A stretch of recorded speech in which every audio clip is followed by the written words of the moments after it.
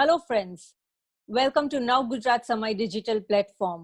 आज हम बहुत ही पॉपुलर पर्सनालिटी के साथ बात करने वाले हैं। ये ऐसी पर्सनालिटी है कि उसका इंट्रोडक्शन नहीं चाहिए, ना सिर्फ नाम ही काफी है। ही इज मिस्टर सुभाष घाई, the institute of cinema. In fact अभी उसका नॉलेज यंगस्टर्स को शेयर करने के लिए विस्लिंग वुड्स भी उसने शुरू किया है, which is really helping lot many youngsters to come in media and industry line. Actually, Mumbai में आए तब सिर्फ एक्टर बनना था उसको, फिर तो क्या क्या बन गए, actor, director, producer and such a big film maker. एक हसीना थी, एक दीवाना था, क्या उम्र, क्या समा, क्या जमाना था।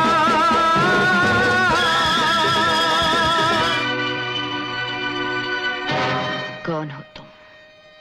सारा शहर मुझे लॉयन के नाम से जानता है। जली को आग कहते हैं, बुझी को राख कहते हैं। जिस राख से बारूद बने उसे विश्वनाथ कहते हैं। बड़ा आदमी अगर बनना हो चौधरी, तो छोटी हरकतें मत करना। तुम मुझे नौकर होने से क्या रिटायर करोगे? मैं खुद तुम्हें मालिक होने से रिटायर करता हूँ।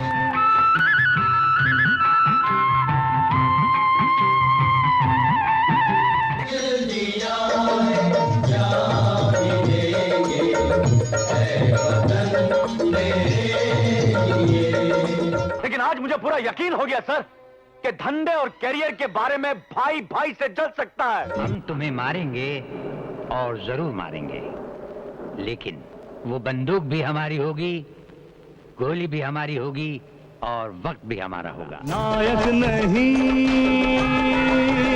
खलनायक हूँ मैं। किस किस्म का प्यार चाहिए तुमको? किस तरह का प्यार चाहिए तुमको? खुद से पूछो, जैसा तुम करते हो दूसरों से। ऐसा प्यार चाहिए हमें।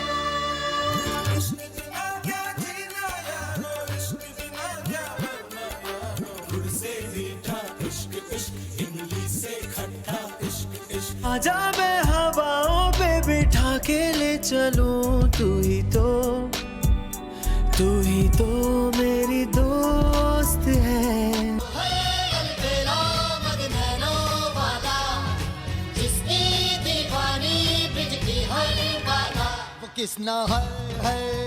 Very extraordinary filmmaker, a master, for a crusader for spreading the education of cinema. The one and only Subhash Ghai. Subhash Ghai has a very unique position in popular cinema. Subhash makes films specifically as entertainment vehicles. Fighting scene है तो उसमें सुभाष घाई, कोई tragic scene है तो उसमें सुभाष घाई, और कोई गाने का सीन है तो उसमें सुभाष घाई। ये मेरा India, I love my India। ये सब जुनून में, एक पागलपन में आती बातें, ऐसे नहीं आती। The director that I know of him, his writing, my comfort level also. Subhash Ghai's main strength is the fact that he's everything rolled into one. He's a fantastic scriptwriter. He's a brilliant director. He's a marvelous editor. I think the directors that I have worked with, now working with Subhash ji, feel that they've learned a lot from Subhash. उनका जो commitment है, उनकी जो knowledge है, that is truly inspiring. He's a perfectionist. I think it's every heroine's dream whenever a girl wants to join the film industry. They always have a dream that they want to work with one particular filmmaker, and I think that's Mr. Subhash Ghai. Well, he's always been a brilliant filmmaker. He is also someone who followed his passion. He was formally trained, and he came here to Mumbai, and he made his dream come true of making films, and he has given us like huge hits. And for someone like that, who's so self-made, to come and make this kind of an educational place like Whistling Woods, I think is brilliant, because he's giving back to his own people from entertainment. He's educating others on filmmaking. He's making sure that no student is left behind where they feel, oh, we could have learned in a school and they don't. He has given all of them opportunities to actually learn, which was not there when we were growing up. We didn't have these opportunities. We didn't have these acting schools and filmmaking schools or script writing where, you know, he can get the finest of people and they can represent us in a world market or even in India when they make films. I think we need to move ahead. The content needs to get better. The way we make films need to get better. And that is what he is creating, which is amazing. And what better person to learn it from than Subhash ji? जैसे ही घुसा तो sir ने मुझे देखा, सुभाष जी ने, मैं बोला तू मेरा हीरो, तो मैंने कहा आप मेरे विधाता बन जाओ। मान गए, तो मैं उनके कर्ज में डूब गया। फिल्म की मैंने कहानी सुनी, पहले तो मुझे कुछ समझ नहीं आया, देख देख के पता चला। जब मैंने डबिंग सीन में पहला सीन अपना देखा, तब मुझे देखा कि यार ये होता है showman. He really plays with the technicalities and the creativity, like as if it's his playground, like his toy. At the spur of the moment, there is extreme spontaneity, and it was amazing. It was a really good thing for me to learn. You've done many films, great films, all successful films, the most successful films, but I think this is your biggest success, and that is Whistling Woods. Well, I think Subhash ji's contribution to Indian cinema is immense. A lot of my early learnings, even before I came into the film industry, was watching his films. It's really wonderful that he's done that. I think that's one of his biggest contributions to cinema, and his contribution has been, you know, over a long period. Not many of us last that long. Majestic, film royalty, true showman. No one deserves these tags more than Subhash Ghai.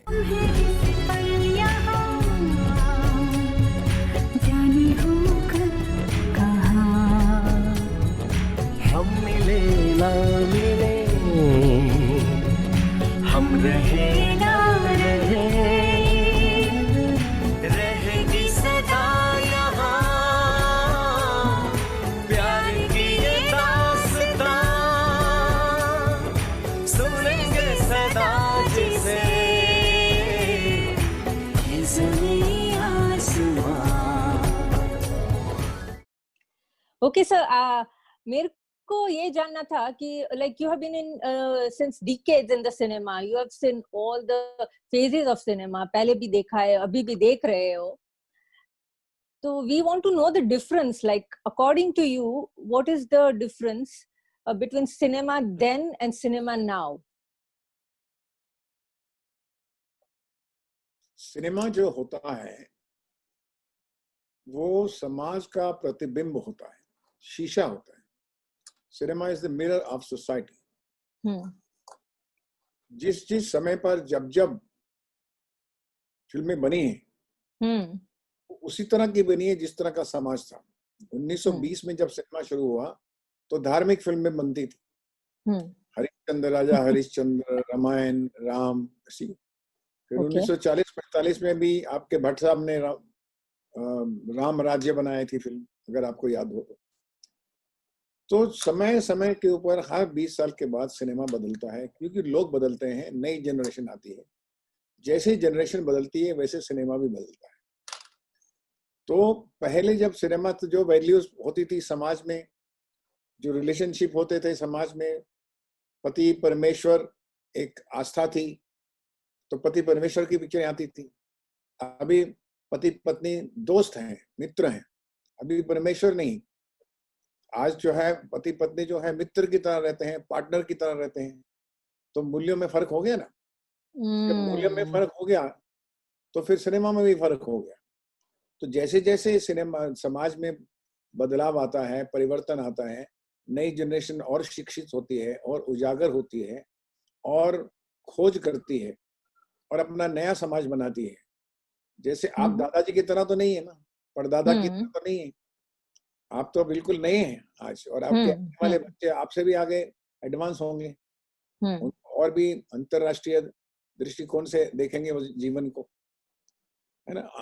yes, तो जब जब बदलाव आता है उस तरह से cinema बदलता है। तो आज भी जो बदला है अगर आप देखो तो सिनेमा में या नाटक में आज की प्रॉब्लम्स डिस्कस की जाती है। आज जो है बच्चों को शिक्षा कैसे मिल रही है, बच्चों को एम्प्लॉयमेंट कैसे मिल रहा है, उनके घर में कैसे दिक्कतें हैं, जो ओवर पॉपुलेशन का इशू है, उसी वुमेन सेफ्टी का इश्यू है, बहुत इश्यूज जो सामाजिक इश्यू जो अलग अलग पॉप इन होते रहते हैं, उस इश्यूज के ऊपर फिल्म मेकर फिल्में बनाना शुरू कर देते हैं। ओके सर, गुजरात में अभी entertainment industry is really doing well, बहुत अच्छी फिल्म्स आई है और बहुत अच्छी फिल्म्स, बहुत अच्छा काम हो रहा है यहाँ पे। So if you can tell us some थोड़ा गाइडेंस टिप्स, आपके हिसाब से गुजरात में एंटरटेनमेंट इंडस्ट्री का सिनेरियो कैसा लग रहा है? मैं ये समझता हूँ कि गुजरात में जो पिछले समय में जो संस्कृति साहित्य की थी, नाटक की थी, संगीत की थी, वो बहुत रिच थी, लेकिन वो आस्ता आस्ता कम होता चला गया। अगर आप उन राइटर्स को देखें, जैसे चाहे वो पन्नालाल पटेल थे या कन्हैयालाल वो थे, जितने भी हमारे राइटर्स थे, ज्योतिंद्र दवे थे, तो ये राइटर्स की राइटिंग अगर आप देखेंगे तो बहुत उच्च स्तर की थी। बहुत बड़ा साहित्य है गुजरात का। गुजरात में बहुत आर्ट एंड कल्चर, बहुत एक रिच कल्चर है, लेकिन उसको हमारे बच्चों ने सिनेमा के थ्रू एक्सप्लॉइट नहीं किया। क्योंकि सिनेमा के जो इंडस्ट्री थी वो ज्यादा इतनी बड़ी नहीं, लेकिन मुझे खुशी है कि आज के डेट में सिनेमा, गुजरात सिनेमा इंडस्ट्री जो है काफी आगे बढ़ रही है। और मुझे खुशी ये हुई कि हमारा जो विस्लिंगवुड का स्टूडेंट रहा, जो डायरेक्टर हैं अभिषेक जैन, तो उन्होंने हमारे यहाँ से ट्रेनिंग लेके गुजरात में गए और उन्होंने नए किस्म का सिनेमा जो है बनाया। आपके सामने उसने 3-4 फिल्में हिट दी हैं और एक नया दौर शुरू किया उन्होंने सिनेमा, जिसमें मैं कह सकता हूँ कि हमें गर्व है अभिषेक जैन पे, कि जिसने गुजरात इंडस्ट्री का एक पूरा प्रतिबिंब ही अलग कर दिया, उसकी छवि अलग कर दी। आज की जनरेशन जो को प्रॉब्लम यह है कि आप बच्चों को इनकरेज नहीं करते। जब आप इनकरेज करेंगे, क्योंकि सिनेमा में कितनी ललित कलाएं हैं, drama, theatre, poetry, music, dance, सब बहुत सी चीजें डिटेल हैं। ये शास्त्रीय कलाएं हैं। ये कलाएं जो आप समझते हैं वैसी नहीं है, इसके अंदर बड़ी डीपर एक शास्त्र होता है, एक उसका अध्ययन होता है, और उस अध्ययन के हिसाब से उनको एक ट्रेनिंग चाहिए होती है। तो मुझे सिर्फ इस बात का दुख है कि गुजरात में ट्रेनिंग स्कूल्स नहीं है, और यूनिवर्सिटीज में भी, स्कूल्स के अंदर भी कला को बहुत ज्यादा महत्व नहीं दिया गया है। आर्थिक रूप से गुजरात अच्छी कर रहा है, विकास में अच्छा कर रहा है, सरकार अच्छी है, लोग भी अच्छे हैं, सब हैं, लेकिन अगर ये आध्यात्मिक दृष्टि से, कलात्मक दृष्टि से भी बच्चों का विकास किया जाए, तो मैं आपको कह सकता हूँ कि गुजरात का जो व्यक्तित्व का निर्माण है, व्यक्ति निर्माण है, वो भी बड़ा उच्च स्तर का होगा। चाहे वो थिएटर हो, संगीत हो, या सिनेमा हो, या टेलीविजन हो, या वेब सीरीज हो, उसमें हमारे गुजरात के बच्चों को पार्टिसिपेट के लिए प्रेरित करना चाहिए। ये हमारा कर्तव्य है, और सरकार भी कोशिश करती है, लेकिन माँ बाप की जिम्मेदारी है, पेरेंट की जिम्मेदारी है कि अगर बच्चे में टैलेंट है और जरा सा भी उसके अंदर गुण देखते हैं, तो उसको इमीडिएटली उसको इनकरेज करना चाहिए। कभी भी आप बच्चे पे मत दबाव डालो कि सिर्फ तुमको पढ़ना है। पढ़ाई कोई सारी खाली जो आर्ट, साइंस एंड कॉमर्स ही नहीं है, एक आर्टिस्टिक साइंस भी होती है। अगर उसमें कला है, अगर वो देश का सबसे बड़ा कलाकार बन सकता है, तो वो गर्व ही लेगा। फिर उसकी जो बातें हैं लोग सुनेंगे, उसके द्वारा आप कितनी बातें अपने समाज की, अपने कल्चर की, उसके द्वारा आप कह सकते हैं। आप पूरे इंटरनेशनल लेवल के ऊपर एक फिल्मकार के थ्रू, एक डायरेक्टर के थ्रू, एक राइटर के थ्रू, एक एक्टर के थ्रू अपने कल्चर को कितना प्रमोट कर सकते हैं। और वो इसीलिए मेरी हमेशा रिक्वेस्ट है आपके गुजरात के सभी भाइयों बहनों से कि आप अपने बच्चों को एक प्रॉपर ट्रेनिंग के लिए जरूर भेजिए, क्योंकि आज कंपटीशन इतना है और स्तर भी इतना ऊंचा बढ़ चुका है, एक अंतरराष्ट्रीय स्तर पे हम आ चुके हैं। उसके लिए आवश्यक है कि हम बच्चों को ट्रेनिंग स्कूल में प्रॉपरली उसको इनकरेज करें। ये भी एक शिक्षा है, जैसे doctor, lawyers, IAS, commerce, chartered accountant important है, उसी तरह से आर्टिस्ट भी उतना ही इम्पोर्टेंट है।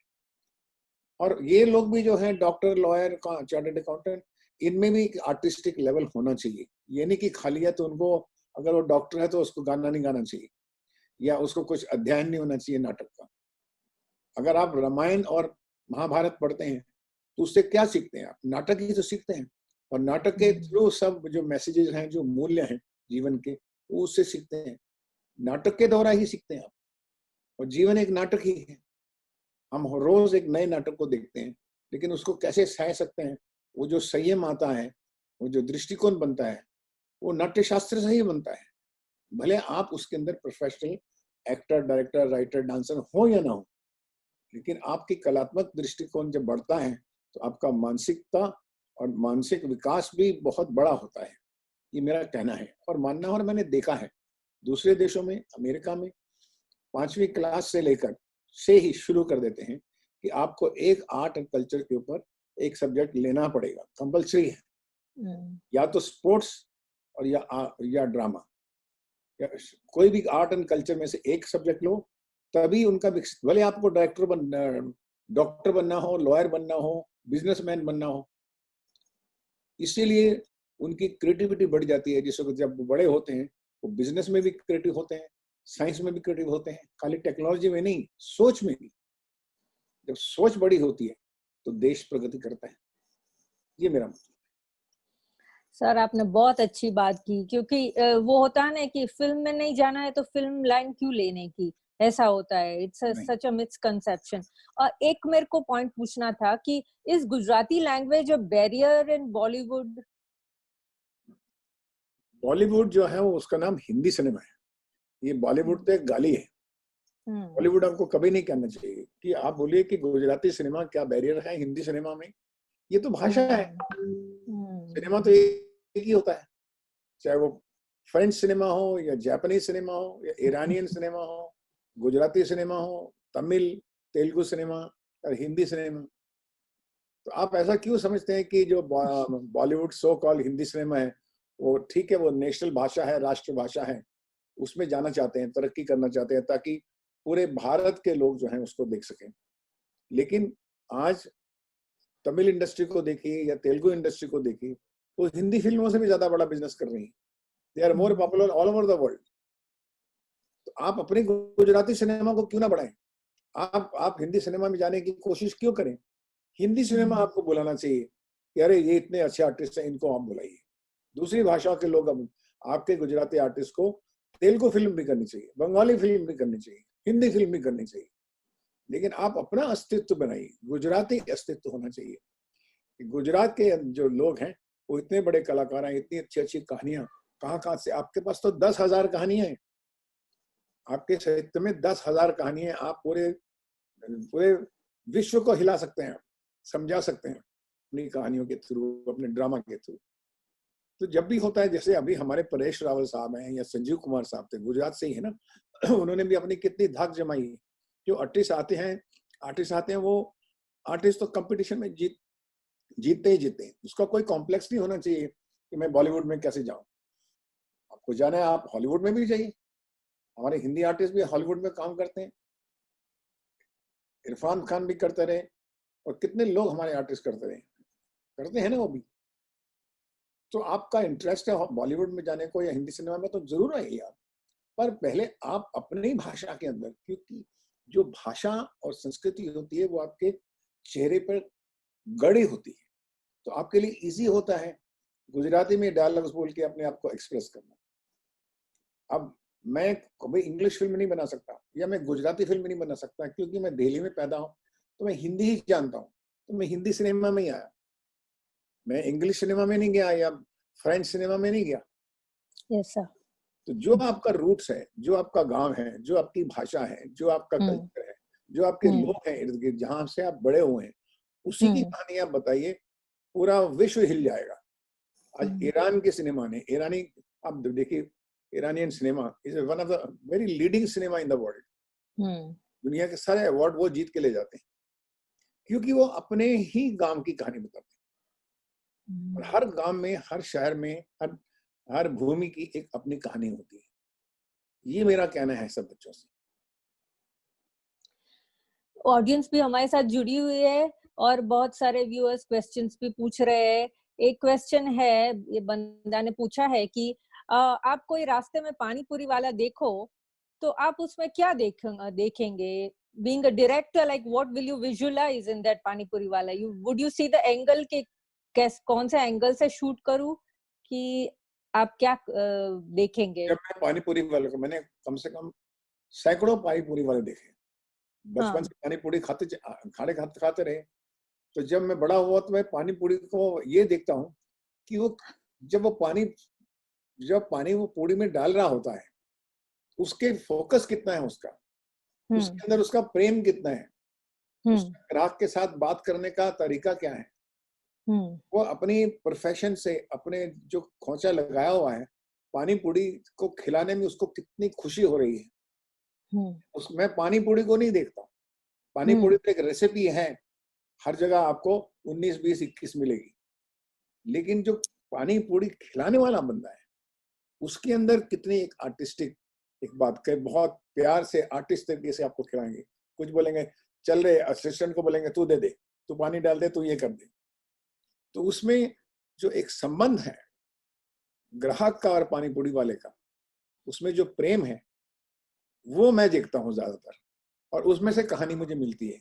ये पानी पूरी वाला जो है ना, ये बहुत अच्छा आदमी है। पानी पूरी अच्छी तो है, लेकिन ये आदमी बहुत अच्छा है, ये पारिवारिक आदमी है, ये प्रेमी आदमी है, ये मैं देखता हूँ। व्यूअर का एक और क्वेश्चन है कि ऑनलाइन एजुकेशन और कैंपस एजुकेशन में आपको क्या फर्क लगता है?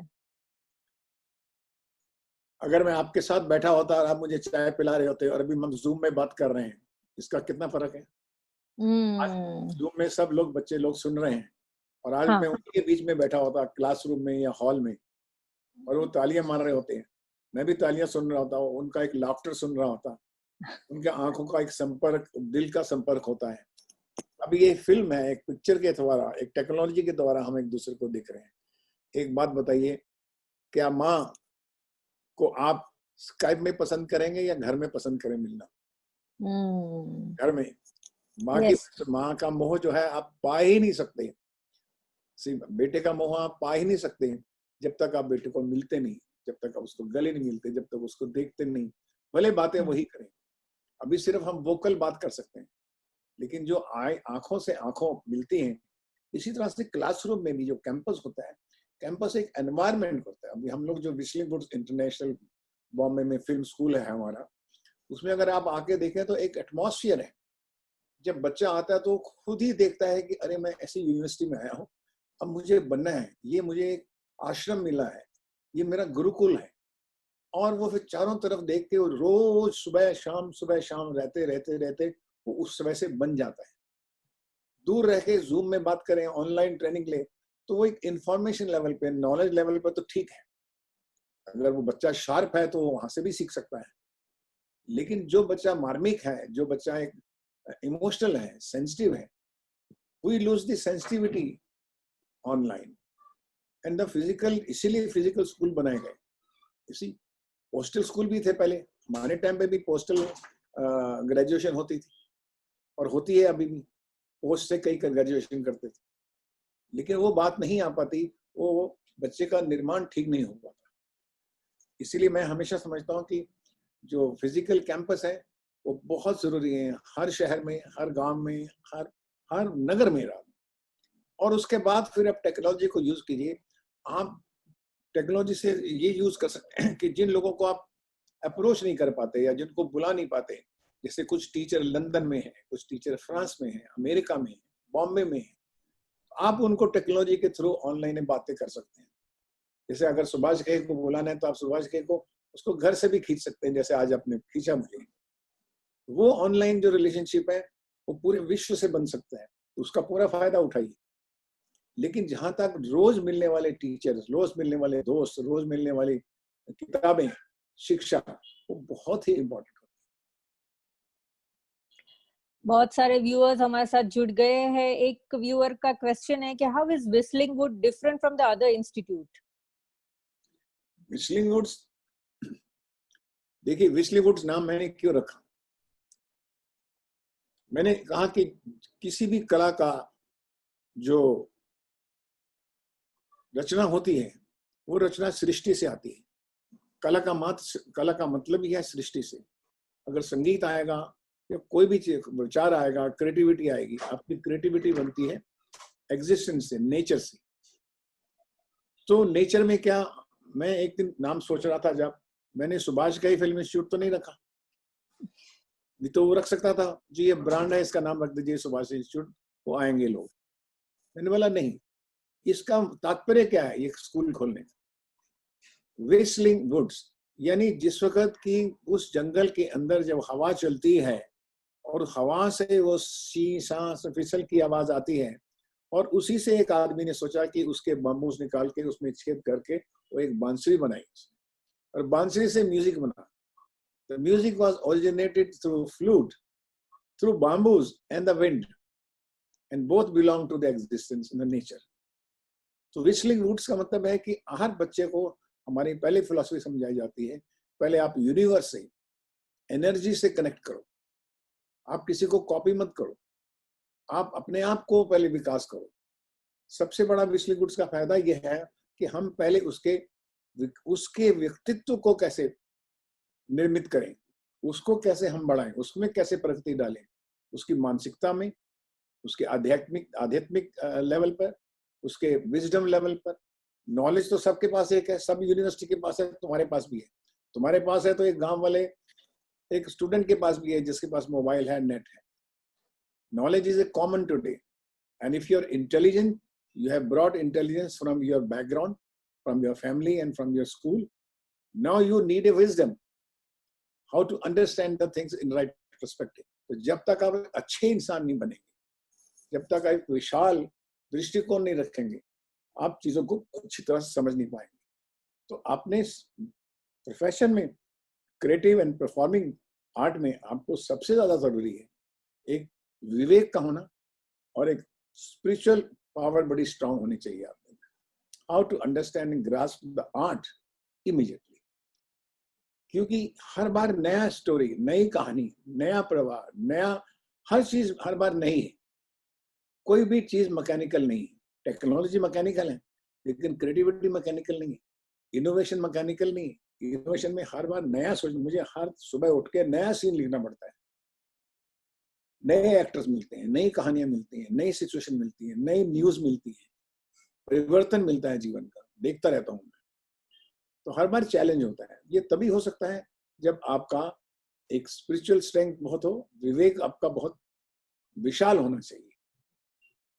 इसलिए ये सब ट्रेनिंग जो है हम व्हिस्लिंग वुड में देते हैं। That is why Whistling Wood is so different than the other universities, because other university के अंदर एक फॉर्मेट दिया हुआ है, उनको एक ब्रैकेट दिए कि यही पढ़ाना है और इसके अलावा कुछ नहीं पढ़ाना, ये पढ़ाओ और इसके एग्जाम ले लो और डिग्री दे दो। हम कहते हैं नहीं, ये डिग्री तो तुमको मिलेगी, लेकिन इसके अलावा तुम खुद का निर्माण कितना करते हो, स्वयं का, वो पहले बताओ। तो वो पैरेलल चलता है। That is why I always feel the Whistling Wood की educational philosophy is much better than many other spaces. एक व्यूअर पूछ रहा है कि ये जो है यंगस्टर्स के साथ, what is your experience with youngsters?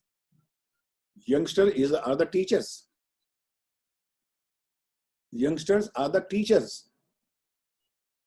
लेकिन आपकी आदत क्या है, मेरी आदत क्या है, आपकी आदत क्या है कि नहीं वो स्टूडेंट है, उनको सीखना चाहिए। पहले आप सीखिए कि यंगस्टर्स जो है क्या रहे हैं। वो किसी खोज में है, उनके पास बहुत से सवाल हैं और आपके पास जवाब है।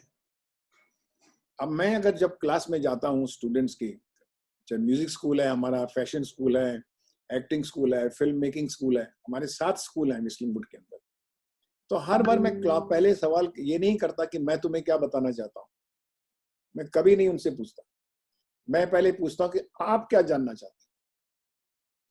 तो पहला क्लास में हमारा ये होता है कि पहले आप यंगस्टर को पूछो कि तुम क्या पूछना चाहते हो, क्या नहीं सीखा है तुमने अभी तक। तो आपको पता लगेगा कि वो तो बहुत कुछ सीख चुका है, अब आपको उसका जवाब देना चाहिए। Students are your teachers and then you interact with them, then you solve their problems. और वो स्टूडेंट है, स्टूडेंट भी है, टीचर भी है, लेकिन आप उसका लेवल तो समझिए कि वो बेचारा कहाँ तक पहुंच चुका है। आप उसको अगर हमेशा बच्चा ही समझेंगे तो मैच्योर कभी बनेगा ही नहीं और वो आपको भी पीछे कर देगा। तो सबसे इंपॉर्टेंट चीज होती है कि स्टूडेंट्स के लिए उनको आप अपना मित्र समझिए, दोस्त समझिए। हमेशा क्लासरूम को एक इंटरेक्टिव सेशन बनाइए, एक आपस में बातचीत बनाइए, विचार विमर्श बनाइए और फिर अपना एक्सपीरियंस उनको बताइए। फिर जीवन के बारे में बताइए कि जब आप आगे जाएंगे आपको ये दिक्कतें आएंगी, ये प्रॉब्लम आएंगी, ये इशू आएंगी और आप ऐसे इसको सॉल्व कर सकते हैं। That is how youngster become friend कि अरे हाँ, ये हमारे आने वाले प्रोफेशन के लिए कितना योगदान दे रहे हैं ये टीचर्स। ये जो लोग आते हैं मास्टर्स, ये हमको वो बातें बता के गए जो हम सोच नहीं सकते थे। यू आर मास्टर्स, आपके पास एक्सपीरियंस है, but this today's generation is much ahead. It is a 3 generation ahead. आज के बच्चे आप देख लीजिए, घरों में देख लीजिए, 10 साल का बच्चा देख लीजिए, 8 साल का बच्चा देख लीजिए, वो नानी को और माँ को परेशान कर देता है अपनी नॉलेज से। तो ये बहुत जरूरी है कि हम उनको पहले अपना दोस्त बनाएं, मित्र बनाएं, उनकी पूरी बात को सुन लें, फिर उसके बाद देखें कि उनको जो नहीं समझ आ रहा है वो हम समझाएं। अपने आप को थोपे नहीं। इसलिए I am very very friendly with the youngsters and youngster are very happy with me. मैं मोस्टली यंगस्टर के बीच में रहता हूँ कि आज की जनरेशन क्या सोचती है ड्रामा के बारे में, म्यूजिक के बारे में, और क्या सोचते हैं, क्या क्या बदलाव आए हैं इनके जीवन, हमारे जीवन से उनका जीवन कितना फर्क है, ये देखते हैं। Okay, will take the last question. जी, व्यूअर ने पूछा है कि what is the media scenario now?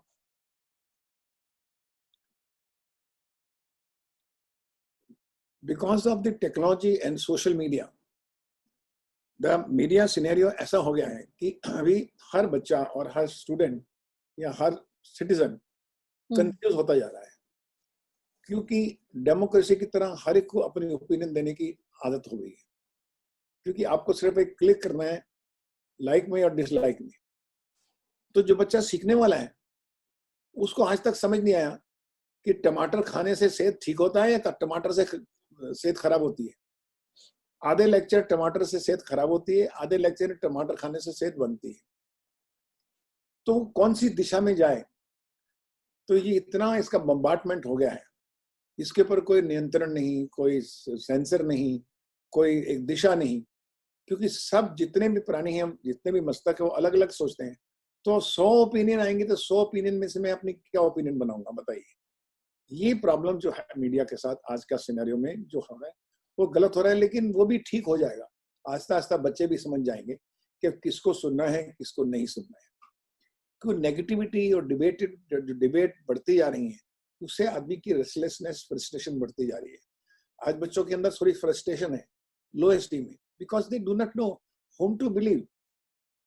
क्योंकि वो अंदर का जो शास्त्र है, जो सत्य है, यूनिवर्सल ट्रूथ है, उसको अभी पकड़ के नहीं बैठे। अगर वो जब वो सत्य को पकड़ लेंगे तो उनको पता लग जाएगा ये झूठ है, ये सच है, ये झूठ है, ये सच है। अभी वो इन्फ्लुएंस जो है सोशल मीडिया ने उनके ऊपर इतना कर दिया है। अभी डिबेट भी आप देखिए तो आपको समझ नहीं आता कि पूरी डिबेट में इसका हल क्या निकला। 5 आदमी बात कर रहे हैं टेलीविजन, आप कभी नहीं बता सकते कि अब इसका मतलब क्या था, सिवाय एंकर जो है उसको जो उसकी मर्जी आएगी वो उसको सारांश में बता देगा। तो इसलिए मीडिया को देखने के लिए भी आपको विवेक चाहिए, किसको सुनना है, किसको नहीं सुनना है, किसको नहीं सुनना है, किसको सुनना है। मेरे हिसाब से if you want to be the best, always live with the best, read the best book, listen to the best of the people. और एंशिएंट लिप, जो पुराने हमारी संस्कृति के लोग हैं, जिन्होंने हजारों साल तक उनकी बातें जो है उससे लोगों का जीवन चला है, बढ़ा है। नथिंग लाइक द ओल्ड संस्कृति और एंशिएंट वैल्यूज। उसके ऊपर आप खड़े रहिए, आपको कोई भी हिला नहीं सकेगा, ये मेरा कहना है। Thank you so much, sir. Thanks for all the precious time of yours. Viewers को ज्यादा डिमांड है उसके क्वेश्चन से, हम और एक एपिसोड करने की चाहत रखते हैं, पर अभी के लिए before we end the session we'll also see the video of the Whistling Wood students. हमारे कुछ कश्यप जानी साहब यहाँ पर दोस्त बैठे हैं, मैं उनको कुछ सवाल करना चाहते हैं। हाँ जी कश्यप जी, आप क्या पूछना चाहते हैं हमसे? कश्यप जी बैठे हैं यहाँ पर, मैं देख सकता हूँ उनको। सर मैं ये पूछना चाहता था कि जैसे फिल्म इंडस्ट्री में कोई काम करना चाहते हैं, हाँ मैं सर ये पूछना चाहता था कि जो लोग अप्रोच करते हैं मुंबई में चले जाते हैं बड़ी बड़ी ऐसी जगह पे जहाँ पे उनको अप्रोच मिले बड़े डायरेक्टर प्रोड्यूसर के वहाँ, बट उसके अलावा विस्लिंग वुड जैसे स्कूल से पढ़े या जो स्कूल होती है जो फिल्म की स्कूल, उस वो क्या मायने रखता है, वो उनको एक्चुअली उनको क्या फायदा, व्हाई इट्स नेसेसरी। जैसे मुझे पता है कि हमको इंजीनियर बनना है तो हम इंजीनियरिंग कॉलेज में पढ़ेंगे, हमको डॉक्टर बनना है तो मेडिकल में जाएंगे, बट फिल्म में लोग आने के लिए इतने फिल्म स्कूल में इतने नहीं जा रहे, तो why they don't to come. वो एक छोटा सा है, तो मतलब आप कुछ उसके बारे में कुछ एडवाइस करें जो इस इंडस्ट्री के वो लोगों के लिए। देखिए एक सिंगर होता है जो एक उसको भगवान की देन होती है और वो गाना गाता है, जो भगवान की देन होती है उसको फोक सिंगर कहते हैं। गाँव में गा सकता है, नदी किनारे गा सकता है, वो भी अच्छा गाता है ना। और एक सिंगर होता है जो ट्रेंड सिंगर होता है, जो पूरे क्लासिकल राग को 72 राग को सीखता है, फिर उसको ट्रेनिंग करता है, फिर रियाज करता है, और वो जीवन भर जो है अपने वो मास्टर बन सकता है। फोक सिंगर में क्या होता है कि जो इंस्टिंक्टिव टैलेंट होगा वो कहीं ना जाके थोड़ी सी सीमा में खत्म हो जाएगा, फिर वो उसी को रिपीट करेगा। लेकिन ज्ञानी आदमी जो है, एक हकीम हुआ करते थे और एक डॉक्टर है आज मेडिकल, तो you study the detail design of the life, और जो चीज आप 6 साल में सीखेंगे आप ट्रेनिंग से 2 साल में सीख सकते हैं। ये ट्रेनिंग का फायदा होता है। लेकिन बेसिक टैलेंट आप में होना चाहिए, ये बात सही है। कौन आपको फिल्म बनाने देगा? डॉक्टर को आप ऐसे ऑपरेशन में नहीं ले जाएंगे, भाई चलो ये मेरा भांजा है इसको ऑपरेशन करने दो हॉस्पिटल में, इसलिए कोई फिल्म बनाने भी नहीं देगा आपको कि भाई ये हमारा दोस्त है तो चलो इसको देंगे। उदित जी कैसे हैं आप? मैं आपको भी देख सकता हूँ। Good to see you all. Thank you for inviting me, Subhashi. It is my privilege to call with you. So, what is your opinion, sir? What is your opinion? You have created such a wonderful institution, stadium. What is your take on the incoming entertainment business in Gujarat? मैं आपसे ही सवाल पूछ लेता हूँ, because आप यहाँ बैठे हैं। I think the need for entertainment is going to be unlimited, and the way the things are going to be progressing, the people need entertainment all the time, because there are no amusement parks to go to. Travel is not going to happen anytime soon because of this virus, so we need entertainers, we need people who can indulge in media, act, direct, write scripts. So I think media is a evergreen industry, but it's a ruthless industry, and therefore the people who come here, they have to work very hard, they have to innovate. We need to come up with new and more nice scripts that the young generation can get attached to, and also create new platforms that can interact with people. So I think media is here to stay. The film industry is here to stay, and I think Gujarat can really benefit with an institute like Whistling Woods, which is a world-class institute, and the aspiring Gujarati, the young Gujarati, they can really look forward to things other than performing arts and creative arts and get into the media industry. So I think it's a very, very good opportunity now. मैं भी पूर्वी जी से यही कह रहा था उनसे कि जब पूछ रही थी कि गुजरात इंडस्ट्री के बारे में आप क्या समझते हैं, मैंने बोला कि they need training centres, they need educational institute चाहिए, क्योंकि बच्चों में टैलेंट बहुत है, साहित्य भी हमारे पास बहुत है, हजारों कहानियां हैं गुजराती में, हजारों चीजें पड़ी हैं, लेकिन एक्सप्लोर करने वाला कोई नहीं। और इसके द्वारा क्या है कि आप एक एंटरटेनमेंट भी करते हैं पूरे लोगों को, और एंटरटेनमेंट क्या होता है कि मुस्कुराहट, जीवन जो इतने प्रेशर है उनकी जीवन में मुस्कुराहट लेकर आते हैं। और दूसरा, आप अपने कल्चर के बारे में भी बताते हैं पूरे विश्व को। 3-4 बातें होती हैं इसमें अपनी कहानियों के द्वारा। आपके पास कितने बड़े बड़े राइटर रहे हैं, बड़े बड़े एक्टर्स रहे हैं, अच्छे अच्छे कलाकार रहे हैं आपके गुजरात में। उस तरह के गुजरात क्यों नहीं, अभी मैं चाहता हूँ कि उस तरह के हजारों हों, हर शहर में हो गुजरात में, है ना। आप देखिए गुजरात का कलर अलग है। अभी तक गुजरात को लोग सिर्फ इतना ही मानते हैं कि ये सिर्फ आर्थिक दृष्टि से ही देखते हैं हर चीज को। मैं ये चाहता हूँ कि गुजरात कलात्मक दृष्टि से भी देखा जाए। जब कलात्मक दृष्टि से देखा जाएगा तो इसको महान बोलेंगे। आर्थिक और दृष्टि से हम कहते हैं बड़ा आदमी बने, है ना, बड़ा बच्चा है सर गुजरातीज, लेकिन महान नहीं बने। Sir Gujaratis have business blood in our veins. Business में भी आर्ट चाहिए, क्रिएशन, therefore इनोवेशन चाहिए। we will make sure that the media and the creative industry will become a bigger business, a organized business. We have IIM. आज जो हमारे प्रधानमंत्री कह रहे हैं आत्मनिर्भर के लिए, उनका मतलब क्या है कि हर जो बंदा आज माइग्रेंट मजदूर अपने गया है, वो अपनी दुकान खोले, उसके दिमाग में ये क्रिएटिविटी होनी चाहिए कि मैं किस तरह से, अगर ये मैंने बिस्किट भी बेचना है तो मैं कैसे बेचूंगा और ये बिस्कुट को नए तरीके से बना लूं, और मैं जो सीख के आया हूँ शहर से, मैं उसी तरह से अपने ही दुकान खोल लूं। लेकिन वो भी आप देखिए, जैसे उन्होंने पानी पूरी वाले की बात की, या आप किसी हलवाई के पास जाइए या कहीं मिठाई लेने जाइए, एक की मिठाई की सजावट अलग होगी और दूसरे की अलग होगी।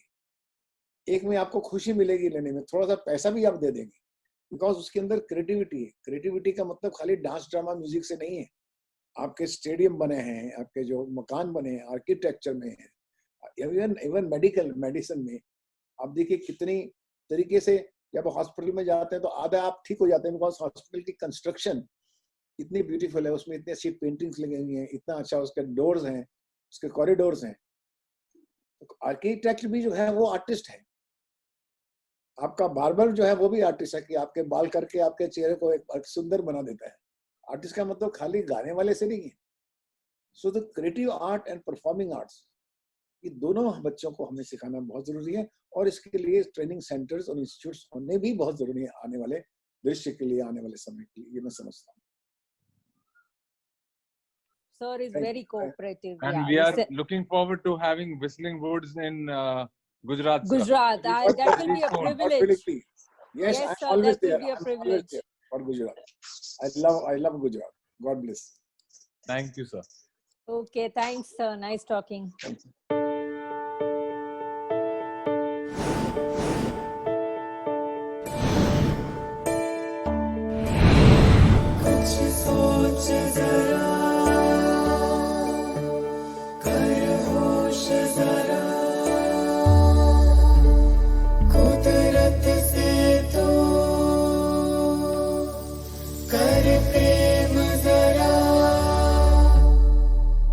कहाँ सुना तो परसों से था, आज सही मैं जान लिया। मंदिर मस्जिद असल में किसके, आज सही पहचान लिया। नाम है उसका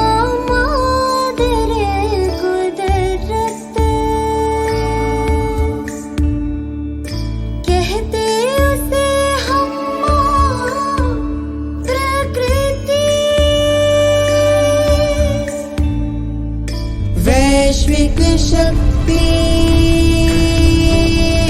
नियमित शक्ति,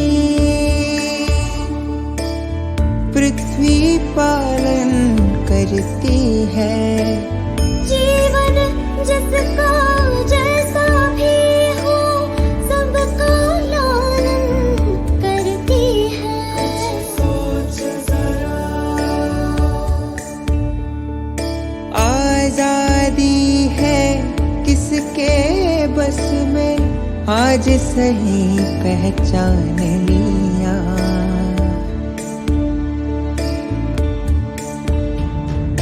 तेरी तृष्णा, तेरा अहम, कि विश्व पे काबू पा जाऊं, तेरा अहम मिटाना था, ये तेरा भरम हटाना था। कहर तो एक बहाना था, ये कहर तो एक बहाना था।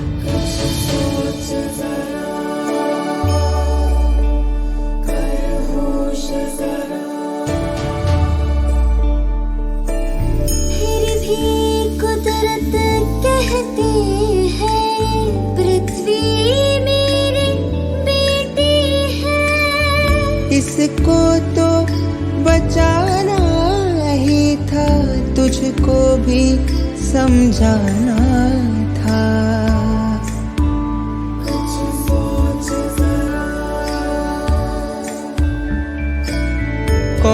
है इस जग का रखवाला, इस सच को भी जान लिया।